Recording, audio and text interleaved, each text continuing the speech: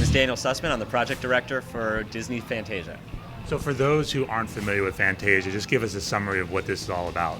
So we've approached this as as a really interesting extension of a musical video game, right? And at Harmonix we've got decade plus of experience bringing musical experiences to people, and we saw this great opportunity to work our interactive design into the Fantasia brand, which is this sort of representation of art and music, sound, motion, color, and really a lot of things came together to allow us to put together a pretty novel and unique game design and put it in a package that we think will resonate with tons of people. Now, for people who haven't seen the movie, just give us a sense of what reference Mickey and Yedsin and what this is all about. So we've got a story that invites you into the game, and Mickey is actually the character who invites you into this magical world of Fantasia, where Yen Sid is the master sorcerer. And so Yen Sid actually is the name of the sorcerer from the Sorcerer's Apprentice short in the original film. He was named Yen Sid by the animators, and he's this really interesting character in Disney lore. He's never been in another feature film. He's been in other games before, but never in another feature film. And in a lot of ways, he is a representation of Walt himself and sort of Walt's creative vision. And so he takes the role of the master sorcerer who has built Fantasia out of magic and music. And you, the player, are his apprentice, and he sends you out into these worlds to collect magic and help him solve a couple of key problems that we present to you sort of in the context of the story. And over the course of the game, you transform these worlds from quiet spaces to loud spaces. You transform music from kind of the way that you've always heard it into something that is deeply unique and personal.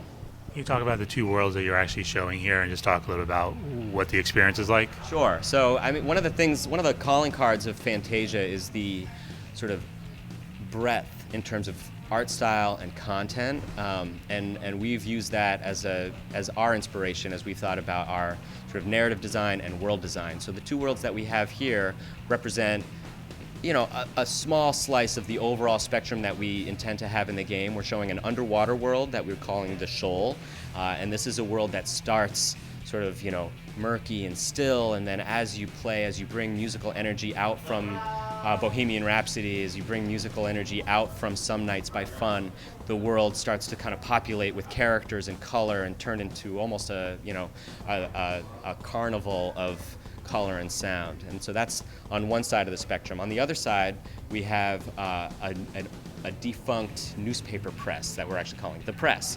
And this world has almost there's a game mechanic behind it, right? Where you have to interact with characters in the scene to fix machinery such that the press sort of becomes a working factory again. And as the factory comes to life, as you fix these machines, you bring in musical elements, and you're really using the musical energy of the world to transform this printing press, from something kind of dysfunctional to chaotic but very functional. And those two worlds are very different and unique, and they sort of represent a small part of the overall breadth that we're going for. And within these worlds, you can actually go in and interact with the music in unique ways. Can you talk a little about that and the different paths that you're giving people? Sure. So one of the really innovative things for us as a group of musicians who've been working on music games is, one of the problems that we've always been trying to solve is how can we give the player creative agency in a game?